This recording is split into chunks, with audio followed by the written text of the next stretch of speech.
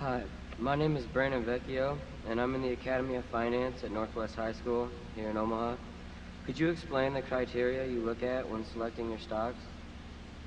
Well, we look at, and I'm glad you came. I hope there's a large group. I got a note, I think, from your teacher on that.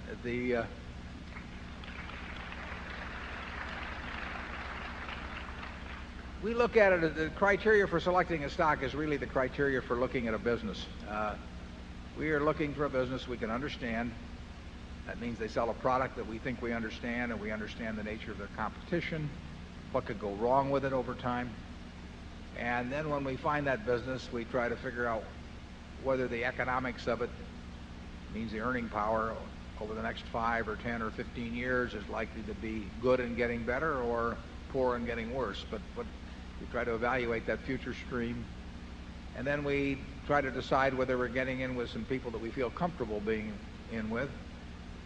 And then we try to decide what's an appropriate price for what we've seen up to that point. And as I said last year, what we do is simple but not necessarily easy. The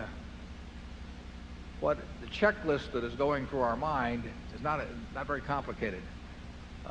Knowing what you don't know is important, and sometimes that's not easy. And knowing the future is definitely it's impossible in many cases in our view, and it's difficult in others, and sometimes it's relatively easy, and we're looking for the ones that are relatively easy. And then when you get all through, you have to find it at a price that's interesting to you, and that's very difficult for us now, although there have been periods in the past where it's been a total cinch. And that's what goes through our mind. If you were thinking of buying a service station or a dry cleaning establishment or a convenience store in Omaha to invest your life savings in and run as a business, you'd think about the same sort of things. You think about the competitive position and what it would look like 5 or 10 years from now, and how you were going to run it, who was going to run it for you, and how much you had to pay. And that's exactly what we think of as when we look at a stock, because a stock is nothing other than a piece of a business. Charlie? Yeah, if finance were, when finance is properly taught, it should be taught from cases where the investment decision is easy.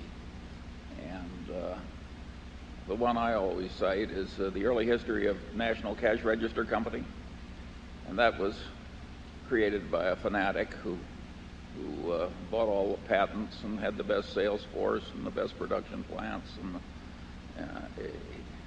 he was a very intelligent man and passionately dedicated to the cash register business. And of course, the cash register business was a godsend to retailing when cash registers were invented. So that was the pharmaceuticals of a former age. If you read an early annual report prepared by Patterson, who was CEO of National Cash Register, an idiot could see that this was a talented fanatic, very favorably located, and that therefore the investment decision was easy. If I were teaching finance, I would collect 100 cases like that, and that's the way I would teach the students. We have that annual report. What was that, 1904 or something, Charlie?